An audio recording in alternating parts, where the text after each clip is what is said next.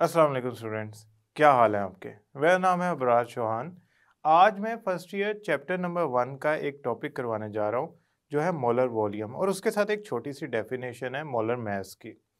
Molar volume जो है इसमें short question, definition of molar volume और एक इम्पॉर्टेंट शॉर्ट क्वेश्चन इसके अलावा भी मौजूद है जो आपसे ये पूछा जाता है कि different gases have different mass and different size but still they occupy the same volume if they are taken 1 mole at STP। दूसरा, हम इसके साथ एक एग्जांपल भी करेंगे जिसके अंदर हम given volume of ideal gas के ज़रिए उसका मॉलिक्यूलर मास निकालेंगे। तो चलते हैं हम अपने बोर्ड की तरफ और इस न्यूमेरिकल और इस टॉपिक को परफॉर्म करते हैं। स्टूडेंट्स, आज का हमारा टॉपिक है मोलर वॉल्यूम और मोलर मास।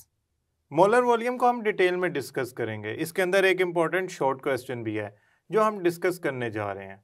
सबसे पहले हम चलते हैं मोलर मास की तरफ, देन हम मोलर वॉल्यूम को डिस्कस करने की तरफ जाएंगे। तो मोलर मास क्या होता है? वेरी सिंपल, मोलर मास किसी भी सब्सटेंस का 1 मोल का मास होता है। मतलब कोई भी सब्सटेंस अगर मैं 1 मोल ले लूं तो उसका जो मास होगा वो मोलर मास कहलाएगा। सो मैं यहां लिख लेता हूं, mass of 1 mole of substance is called molar mass।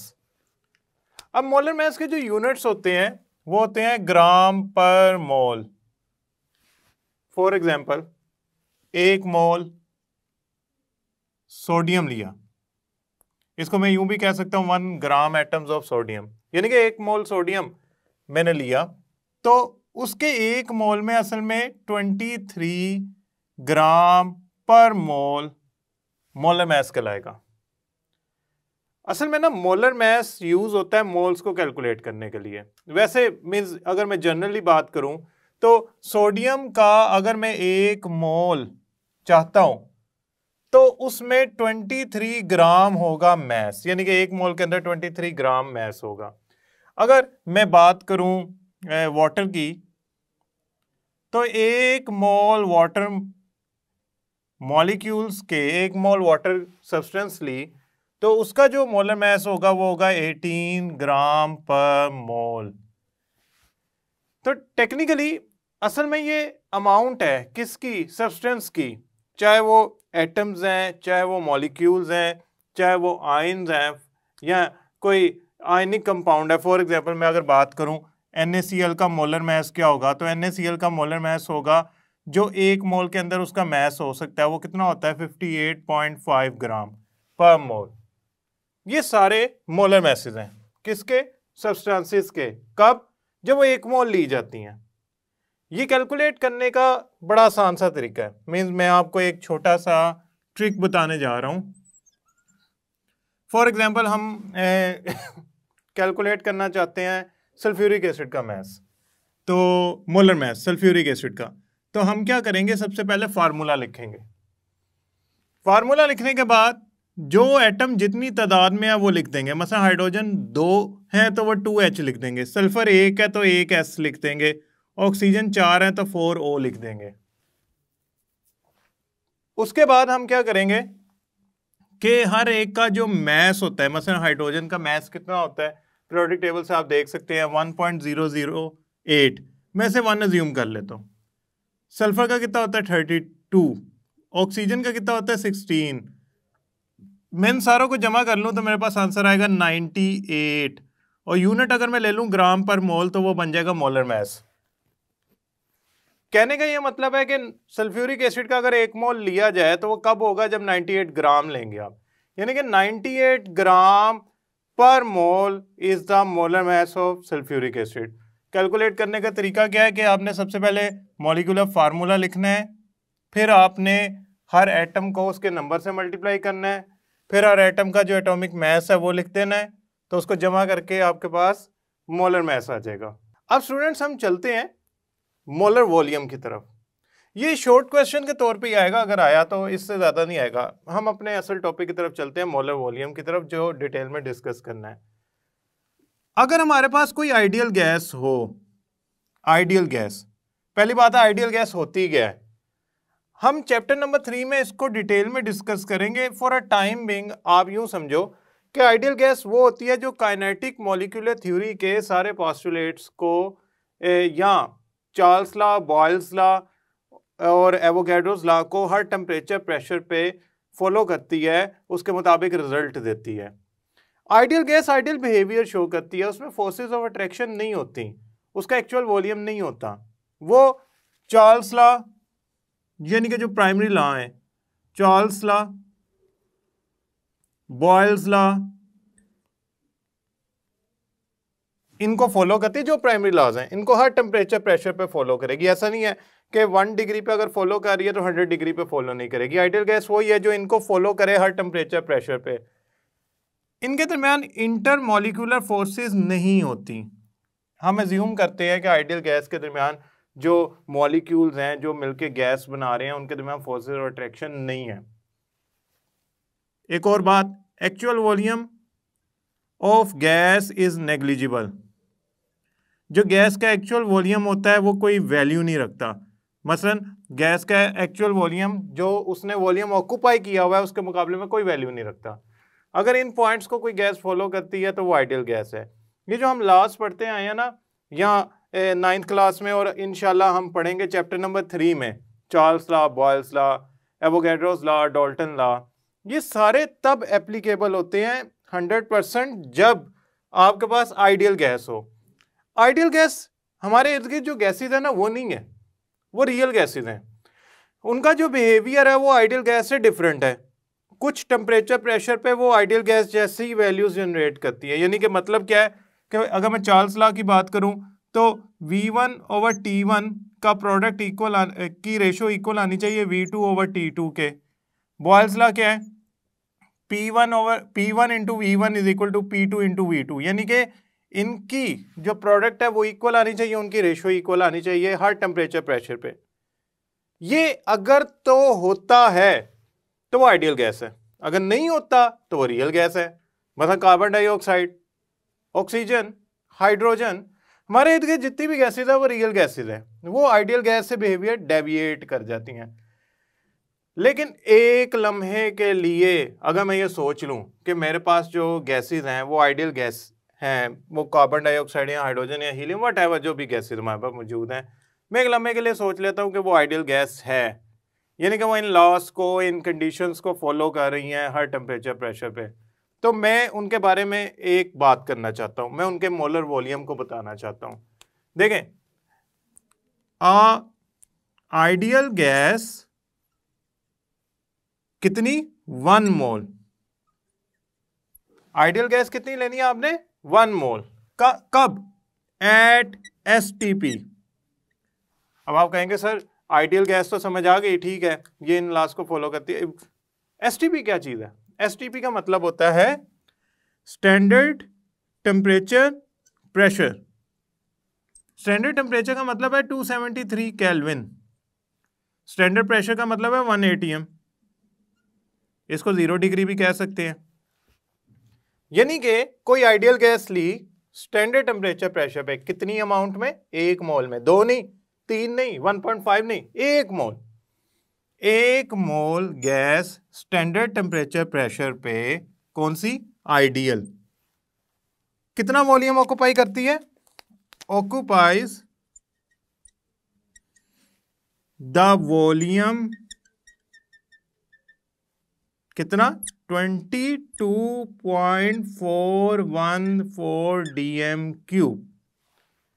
Ideal gas standard temperature pressure पे इतना वॉल्यूम ऑक्यूपाई करती है। ये volume, this volume is called molar volume. अब आप सोच रहे होंगे अच्छा ये अगर मोलर वॉल्यूम है तो dm³ के अलावा हम इसे दूसरी वैल्यूज में भी कन्वर्ट कर सकते होंगे, यूज कर सकते होंगे। अब इसको मैं अगर लिख लूं कि 1 मोल गैस का जो मोलर वॉल्यूम है 22.414 dm³ है, तो आप इसे cm³ में भी लिख सकते हैं, मीटर क्यूब में भी लिख सकते हैं। cm³ में लिखने के लिए हम क्या करेंगे, हम 22.414 को 1000 से मल्टीप्लाई करेंगे तो ये बनेगा 22414 cm³, यानी कि cm³ के लिए आपने क्या किया, 1000 से मल्टीप्लाई किया। डीएम क्यूब बड़ा यूनिट है, सीएम क्यूब छोटा यूनिट है, तो बड़े से छोटे यूनिट में जाए तो मल्टीप्लाई करते हैं फैक्टर से, जो भी इनका डिफरेंस फैक्टर है। अब डीएम क्यूब से मीटर क्यूब में जाना है, यानी कि छोटे से बड़े में जाना है, अब उल्टा हिसाब हो गया। तो अब मैं 1000 से डिवाइड करूंगा, या मैं यूं लिख लेता हूं डिवाइडेड बाय 1000, 10⁻3। तो मेरा आंसर आएगा 0.02214 मीटर क्यूब।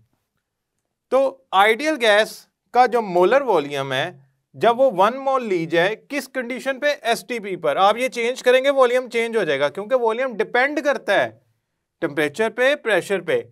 तो ऐसा हो ही नहीं सकता आप प्रेशर बढ़ा दें, मसलन आप रूम टेम्परेचर पे चले जाएं तो ये 22.414 की जो वैल्यू है ये बढ़ जाएगी, 24 डीएम क्यूब तक चली जाएगी। तो हमने ऐसा नहीं करना, हमने स्टैंडर्ड टेम्परेचर प्रेशर की अगर बात कर रहे हैं तो उस पर ही रहते हुए 1 मोल गैस लेनी है। तो जो वो वॉल्यूम ऑक्यूपाई कर रही होगी वो कहलाएगा मोलर वॉल्यूम। उसको आप डीएम क्यूब में लिखें, सीएम क्यूब में लिखें, मीटर क्यूब में लिखें, उसकी वैल्यू आएगी 22.414 डीएम क्यूब और सीएम क्यूब में 22414 सीएम क्यूब। ये डिफरेंट वैल्यूज में या यूनिट्स में कन्वर्ट करने का फायदा ये है कि जब हम न्यूमेरिकल करेंगे तो इसमें से कोई भी वैल्यू यूज हो सकती है। अब एक बात मैं थोड़ा सा आपको समझाना चाहता हूं before going to the next part. देखें, हाइड्रोजन गैस 1 मोल लीजिए, या मैं कोई और गैस लेता हूं, अमोनिया ले लेता हूं, 1 मोल लूं। मैं ये अज्यूम कर रहा हूं ये दोनों आइडियल है, आइडियल बिहेव कर रही हैं। तो एसटीपी पर हाइड्रोजन हो या अमोनिया हो, दोनों कितना वॉल्यूम ऑक्यूपाई करेंगी? 22.414 डीएम क्यूब। मैं मानता हूं कि हाइड्रोजन का 1 मोल जो है ना वो 2.016 ग्राम लेने पे बनता है, और अमोनिया का 17 ग्राम लेने पे 1 मोल बनता है। मैस का डिफरेंस है, मानता हूं। मैं ये भी मानता हूं ये पार्टिकल साइज में बड़े हैं या मॉलिक्यूल साइज में बड़े हैं, ये मॉलिक्यूल साइज में छोटे हैं। मगर अगर ये आइडियल गैस अज्यूम हो जाए तो ये सेम वॉल्यूम ऑक्यूपाई करेगी। वजह क्या है उसके पीछे? ये हमारा शॉर्ट क्वेश्चन है जो बहुत इंपॉर्टेंट है कि गैसेस का, इंपॉर्टेंट शॉर्ट क्वेश्चन है कि गैसेस का साइज और मास डिफरेंट होता है। ठीक है, मसलन 17 ग्राम पर मोल जो मॉलिक्यूलर मास है अमोनिया का होगा, हाइड्रोजन का जो मॉलिक्यूलर मास है वो इससे कई गुना कम होगा। तो साइज या मास गैस का डिफरेंट होता है, उसके बावजूद दे ऑक्यूपाई सेम वॉल्यूम। क्या वजह है इसकी? क्वेश्चन यूं आता है, द हाइड्रोजन और एनी अदर गैस, कोई भी दो गैसेस का कंपैरिजन दे सकते हैं, सल्फर डाइऑक्साइड दे देंगे, या दे विल सिंपली जेनेरिक कह सकते हैं कि दो गैसेस है, they have different mass and different size of their molecules but still they occupy the same volume at STP if they are taken as 1 mole। Means 1 मोल लेना है इन दोनों का, तो उसके होने के बावजूद कि इनका मास और साइज डिफरेंट है वो सेम वॉल्यूम ऑक्यूपाई कर रही हैं। उसकी वजह क्या है? उसकी वजह बड़ी सादी सी है। जो गैस का वॉल्यूम होता है, मसलन उनका साइज और मास डिफरेंट है, मैं मानता हूं, मैं ये मानने के लिए तैयार हूं गैस का साइज और मास डिफरेंट है, लेकिन साइज और मास डिफरेंट होने के बावजूद एक गैस के मॉलिक्यूल में दूसरे गैस के मॉलिक्यूल से 300 गुना फासला होता है उनके अपने साइज का। यानी कि अगर मैं यहां पे थोड़ी सी स्पेस यूज कर लेता हूं, इतनी सी, एट एसटीपी एक मॉलिक्यूल से, ये हाइड्रोजन का एक मॉलिक्यूल है, ये दूसरा हाइड्रोजन का मॉलिक्यूल है, मैं इनको दो डाई एटम से नहीं बना रहा, मैं सिर्फ साइज के तौर पे शो कर रहा हूं मॉलिक्यूल। इनका आपस में जो फासला है एसटीपी पर वो इनके डायामीटर के 300 गुना है। ये ऐसे ही है जिस तरह मैं एक बंदे से 300 गुना दूर खड़ा हूं। अगर मेरा डायामीटर 3 फुट का है तो मैं चौड़ाई में 3 फुट हूं, तो मैं क्या करूंगा, दूसरे बंदे से 900 फुट दूर खड़ा हूंगा, 300 गुना दूर खड़ा हूंगा। तो 900 फुट दूर होना, यानी कि मैं अगर 3 फुट चौड़ा हूं तो इतना दूर जाना उससे बहुत बड़ी वैल्यू है। गैसेस का जो वॉल्यूम होता है ना वो असल में उनके आपसी फासले की वजह से होता है, उस डिस्टेंस की वजह से होता है जो उनके आपस में मौजूद होता है। अगर गैस के मॉलिक्यूल में इतना ज्यादा डिस्टेंस है तो जो उनका वॉल्यूम है वो तो इस बात पे डिपेंड करेगा कि डिस्टेंस क्या है, ना कि इस बात पे डिपेंड करेगा उनका साइज क्या है। गैस के मॉलिक्यूल स्टैंडर्ड टेम्परेचर प्रेशर पे बहुत ज्यादा डिस्टेंस रखते हैं, जिसकी वजह से वो वॉल्यूम ऑक्यूपाई करते हैं जो होता है उनका, ना कि उनके साइज और मैस की वजह से उनका वॉल्यूम कम या ज्यादा होता है, बल्कि उनके दरमियान जो डिस्टेंस होता है उसकी वजह से उनका गैसेस का इतना ज्यादा वॉल्यूम होता है। तो अगर ये बात है तो साइज और मैस का तो कोई इफेक्ट ही नहीं आना चाहिए, चाहे बड़ा मॉलिक्यूल हो चाहे छोटा मॉलिक्यूल हो। जब उनमें डिस्टेंस ही इतना ज्यादा है तो दो छोटे मॉलिक्यूल के दरमियान डिस्टेंस हो या दो बड़े मॉलिक्यूल के दरमियान डिस्टेंस हो, 300 मीटर तो उनके साइज को निग्लेक्टफुल कर देगा। तो बात यूं है कि आपने यहां पे लिख के आना है कि जो गैस के मॉलिक्यूल्स होते हैं, गैस के मॉलिक्यूल्स होते हैं उनमें एसटीपी पर उनके जो डायामीटर होता है उसका 300 टाइम्स डिस्टेंस होता है। तो उनका जो वॉल्यूम होता है वो इस वजह से ज्यादा होता है, ना कि उनके साइज और मैस से उस वॉल्यूम को कोई फर्क पड़ता है। तो आप कहेंगे कि यस वी डू एग्री कि डिफरेंट साइज और मैसेज की जो गैसेज हैं वो सेम वॉल्यूम ऑक्यूपाई करती हैं। उसकी वजह ये है कि उनके दरमियान जो इतना ज़्यादा डिस्टेंस होता है उसकी वजह से उनका मैस और साइज इफेक्ट नहीं करता। उनके दरमियान कितना होता है वह वैल्यू बताएंगे एसटीपी पर। अब अगर मैं दो सिलेंडर लूँ, मैं ऐसा करता हूँ, मैं एक ना आपको एनिमेशन दिखाता हूँ। ये दो सिलेंडर हैं, एक में मैं हाइड्रोजन गैस 1 मोल फिल की, एक में मैंने फिल की है अमोनिया गैस। मैंने इनकी कंडीशंस मेंटेन की, कैसी मेंटेन की, दोनों का स्टैंडर्ड टेम्परेचर प्रेशर मेंटेन किया। तो इन्होंने जो वॉल्यूम ऑक्यूपाई किया वो एक जितना किया, कितना 22.414 डीएम क्यूब। अगर मैं इसके साथ कोई और गैस ले लेता हूँ, मैं तीसरा सिलेंडर ले लेता हूँ, इसके अंदर मैं कोई थर्ड गैस भर देता हूँ, ए गैस कुछ भी हो सकती है, SO2 ले लें आप। अगर वो मैं 1 मोल लूंगा और उसकी कंडीशन मेंटेन करूंगा एसटीपी, तो वो भी इनके बराबर यानी कि 22.414 डीएम क्यूब वॉल्यूम ऑक्यूपाई करेगी। ये 22.414 डीएम क्यूब वॉल्यूम तीनों का मोलर वॉल्यूम कहलाएगा। क्यों? 1 मोल का वॉल्यूम है, किस पे? एसटीपी पर। अब ये अगर शॉर्ट क्वेश्चन आता है तो इसकी डेफिनेशन एक अलग शॉर्ट क्वेश्चन है और ये एक अलग शॉर्ट क्वेश्चन है और बहुत इंपॉर्टेंट है। हम चलते हैं इस वैल्यू को यूज करने के लिए इन अ न्यूमेरिकल। तो स्टूडेंट्स अब हम करने जा रहे हैं एग्जांपल नंबर 10। बहुत इंपॉर्टेंट एग्जांपल है ये, अगर आपके लॉन्ग क्वेश्चन में नहीं आती तो शॉर्ट क्वेश्चन में आएगी। दूसरी बात ये है कि इस तरह के एमसीक्यूज बड़े आते हैं कि अगर गैस का मोलर वॉल्यूम ये है तो आप 1 मोल का ये वॉल्यूम है तो 10 मोल का क्या होगा। वो तो सिंपल है, मल्टीपल करी जाएंगे आपको आंसर आता जाएगा। कुछ में होता है कि मोलर मैस फाइंड करें, यानी कि गैस की जो मोलर मैस है उसको आइडेंटिफाई करना है। पहली बात है मैं जरा माइंड मैप बनाता हूं, मैं थोड़ा सा फ्लो चार्ट बनाने की कोशिश करता हूं, मैं सोचने की कोशिश करता हूं कि मोलर मैस निकल कर कैसे सकता है किसी गैस का। मोलर मैस निकालने के लिए मुझे मोल्स चाहिए। मोल्स मोल्स कैसे निकलेंगे? दो तरीके हैं। गिवन मैस हो, गिवन मैस ऑफ गैस मेरे पास गिवन है, ठीक है, लेकिन गैस का नहीं पता, तो मैं मोल्स भी नहीं पता। अब मैं यहां सोच रहा हूं, अच्छा फिर मैं क्या करता हूं, स्टेटमेंट पढ़ता हूं। स्टेटमेंट में शायद मुझे कोई ऐसा डाटा मिल जाए जो मुझे हेल्प करेगा कि मैं उसका मोलर मैस निकाल सकूं थ्रू यूजिंग मोल्स, या मोल्स निकाल सकूं और उससे फिर मैं मोलर मैस निकाल सकूं। स्टेटमेंट ये है कि ideal gas 500 CM cube container में एनक्लोज की गई है, 500 सीएम क्यूब उसका वॉल्यूम है। किस कंडीशन पे? एसटीपी पर। फौरन मेरे दिमाग में आया कि एसटीपी कंडीशन होने का मतलब है कि अगर मेरे पास यही गैस 1 मोल होती, चाहे ये ए है, बी है, सी है, डी है, कोई गैस है, 1 मोल होती और वो 500 सीएम क्यूब कंटेनर में एनक्लोज होती, तो उसने 22.414 डीएम क्यूब वॉल्यूम ऑक्यूपाई करना था। ये मुझे जहन में फौरन आ गया। वो कहता है इस गैस का मैस है 0.72 ग्राम, फाइंड द मोलर मैस। अब मेरे जहन में थोड़ा सा मैप बनना शुरू हुआ कि पहले मैं ऐसा करता हूं, यहां पे लिखता हूं कि हमारे पास जो वॉल्यूम गिवन है गैस का वो कितना है 500 सीएम क्यूब। किन कंडीशंस पे? एसटीपी पर। तो मैं इधर ना फार्मूला यूज करता हूं क्रॉस मल्टीप्लीकेशन का। वो क्या होता है देखें, मोल्स वॉल्यूम।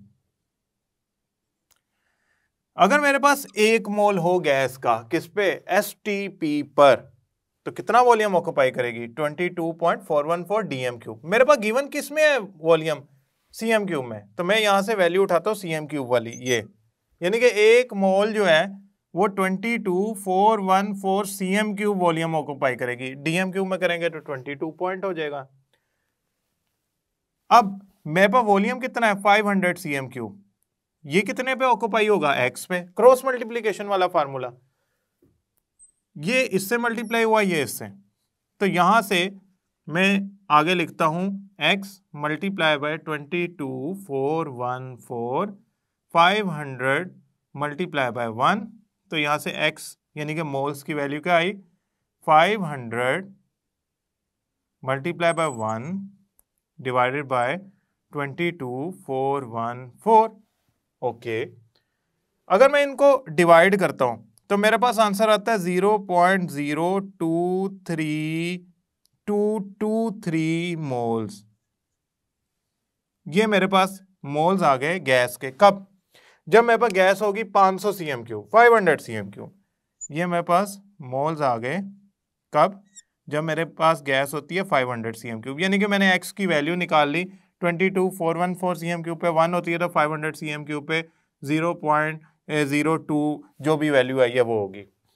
अब मेरे पास मोल्स आ गए हैं, मैं इससे मोलर मास निकाल सकता हूं, भला कैसे, ये देखें, N is equal to mass over molar mass. अब आप कहेंगे सर मोलर मास निकालना है ना, तो मोलर मास को इधर है, मोलर मास को इधर ले जाएं और मोल्स को नीचे ले आए, तो ये नई इक्वेशन क्या बन गई, molar mass is equal to mass over moles. मेरे पास मोल्स क्या है जिसको मैं n से लिख रहा हूं, मोल्स क्या है मेरे पास, मेरे पास मोल्स आए हैं 0.0223, मैस क्या है 0.72 ग्राम, ये गिवन था मेरे पास, तो ये आ गया ग्राम, ये आ गए मोल, यूनिट तो वैसे ही बन गए मेरे ग्राम पर मोल जो मोलर मास के हो सकते हैं। ये चूंकि वैल्यू इसमें इनकॉर्पोरेट होनी थी तो मैंने इसीलिए पहले इसको भी समझा दिया था। समहाउ इसका आंसर आया 32 ग्राम पर मोल। ये मोलर मास आ गया उस गैस का जो अननोन गैस हम फाइंड करना चाह रहे हैं। अब एक मेरा सवाल है, आपके ख्याल में ये 32 ग्राम कौन सी गैस हो सकती है, सोचिए। एक गैस है जिसका मास 32 ग्राम हो सकता है। मैं आपको यहां पे एमसीक्यू लिख के दे रहा हूं, मैं चाहूंगा कि आप खुद ही फाइंड करें। Hydrogen A option, B option oxygen, C option ammonia और डी ऑप्शन है नाइट्रोजन। ये अब आपने फाइंड करना है कि इसमें से कौन सा ऐसी गैस है जिसका मोलर मास या मॉलिक्यूलर मास जो है वो ये निकलता है। स्टूडेंट्स, अब ये न्यूमेरिकल 1 और 2 शॉर्ट क्वेश्चन और एक ये शॉर्ट क्वेश्चन, इसे अच्छी तरह कीजिएगा। स्टूडेंट्स याद रखिएगा, गैसेस के दरमियान एसटीपी पर 300 गुना उनके डायामीटर का फासला होता है, बहुत ज़्यादा फासला होता है, इतना ज़्यादा फासला कि उनके साइज और उनके मास का उनके वॉल्यूम पे कोई इफेक्ट ही नहीं होता। अल्टीमेटली उनका जो वॉल्यूम है वो उनके दरमियान जो डिस्टेंस है, गैप है, उसकी वजह से होता है। मोलर वॉल्यूम क्या होता है, इसकी डेफिनेशन, मोलर मास इसकी डेफिनेशन, और एग्जाम्पल जो मैंने आपको करवाई है, ये सारे इंपॉर्टेंट हैं। मैं उम्मीद करता हूँ आपको ये टॉपिक समझ आया होगा। नेक्स्ट लेक्चर तक के लिए अल्लाह हाफिज़।